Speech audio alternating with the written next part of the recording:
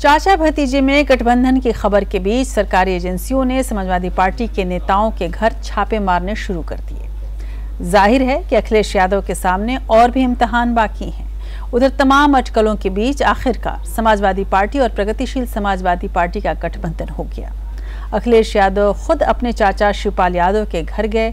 बातचीत के बाद अखिलेश यादव के गठबंधन के ऐलान के साथ ही समाजवादी पार्टी में खुशी की लहर दौड़ गई। अब ये दीगर बात है कि सीट बंटवारे को लेकर अभी भी मामला साफ नहीं है। ये मुलाकात कैसी रही, ये बात कैसी रही, इसका असर क्या होगा, देखिए इस रिपोर्ट में।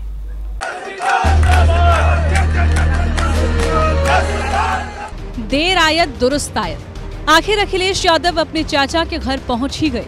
भतीजे ने जब शिवपाल के पैर छुए तो चाचा भावुक हो गए और गले से लगा लिया। परिवार की मौजूदगी में चाय नाश्ते के साथ दोनों में 45 मिनट तक बातचीत में सियासी समझौता हो गया। अखिलेश बाहर निकले तो दोनों की साथ फोटो भी खींची गई। एक पायदान ऊपर खड़ा करके अखिलेश ने शिवपाल को उनकी खोई हुई इज्जत बख्श दी। अखिलेश ने ट्वीट कर बताया कि प्रगतिशील समाजवादी पार्टी के साथ गठबंधन हो गया है, लेकिन सवाल ये उठ रहा है कि गठबंधन क्यों हुआ, विलय क्यों नहीं, और अगर गठबंधन हो गया तो उन 100 सीटों का क्या हुआ जिसके लिए यदुकुल में सियासी संग्राम इतने दिनों से जारी था। लेकिन इसे अखिलेश की सियासी चतुराई माना जा रहा है। उन्होंने शिवपाल को अपनी सियासी हकीकत समझने के लिए पूरा वक्त दिया। आनन फानन में समझौता न करके उनको उनकी जमीन दिखाई। शिवपाल भी दूसरे दलों से साफ बात करके अपनी हकीकत समझ चुके थे, नफा नुकसान का गणित लगा चुके थे। बीजेपी के साथ जाने के बाद राजनीतिक जमीन हमेशा के लिए खो देने के सिवा कोई चारा नहीं बचा था, तो कांग्रेस से तो यादवों का भी अपमान भी नहीं रहा। यदुकुल में बदनामी होती सो अलग। ऐसे में भतीजे के लिए पलक पावड़े बिछाकर इंतजार करने के सिवा ही कोई चारा नहीं बचा था। लेकिन अखिलेश को फुर्सत नहीं मिल पा रही थी। शिवपाल के लिए उनके पास फुर्सत नहीं थी। बाकी काम की बात और है। शिवपाल भी अल्टीमेटम देते देते थक चुके थे। अखिलेश कान देने को तैयार नहीं। उन्होंने दूसरे विकल्प खुले होने की बात भी कह डाली थी। तो बताइए, तुम्हारे साथ, तुम्हारी पार्टी के साथ लोग हैं, लेकिन पूरे लोग चाहते हैं कि एक होकर के भी चुनाव लड़ो।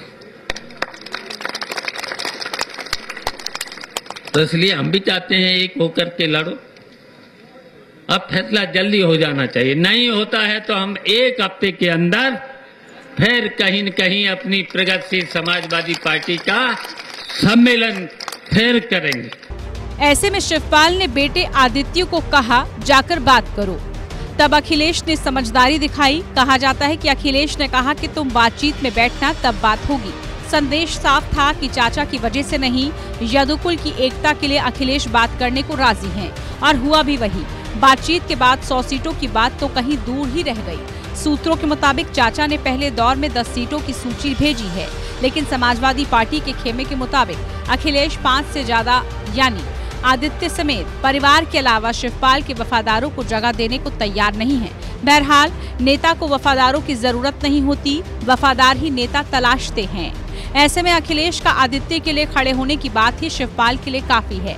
यानी समाजवादी पार्टी पर खंभ ठोकने वाले शिवपाल ने मान लिया कि अब सियासत अगली पीढ़ी करेगी और उन्हें मार्गदर्शन मंडल में रहना है। सियासत में अपनी अगली पीढ़ी के लिए कुछ भी कुर्बानी देनी होती है।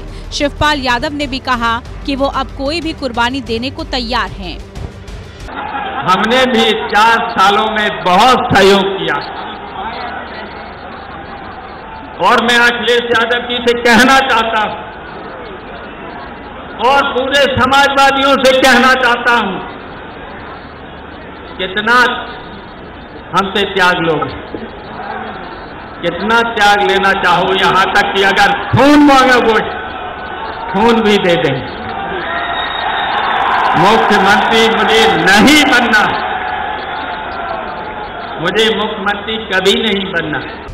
बहरहाल जिस तरह से अखिलेश यादव समाजवादी पार्टी पर काबिज हुए थे, उसे लेकर उन पर अति महत्वाकांक्षी होने के आरोप चस्पा कर दिए गए थे। वहीं पार्टी को खड़ा करने में मुलायम सिंह यादव का हर कदम पर साथ देने वाले शिवपाल सिंह यादव को जिस तरह से दरकिनार किया गया था, उससे समाजवादी खेमे को लेकर नेताओं से लेकर मतदाताओं का बड़े स्तर पर मोहभंग हुआ था। लेकिन अगर ये समझौता ना हुआ होता तो दोनों पक्षों का नुकसान तय माना जा रहा था। ऐसे में चुनाव से पहले अखिलेश एक और इम्तिहान पास करते नजर आ रहे हैं। अखिलेश यादव ने वैसे एक और इम्तिहान पास कर लिया, ये कहा जा सकता है, लेकिन नंबर कितने मिलेंगे ये चुनाव के बाद पता चलेगा, क्योंकि बीजेपी इस बार उत्तर प्रदेश का चुनाव केवल चुनाव के तौर पर नहीं लड़ रही बल्कि युद्ध की तरह लड़ रही है। ऐसे में अखिलेश की राजनीतिक परिपक्वता का इम्तिहान होना अभी बाकी है। अखिलेश को बहुत कुछ अभी और साधने की जरूरत है, इसमें कोई शक नहीं।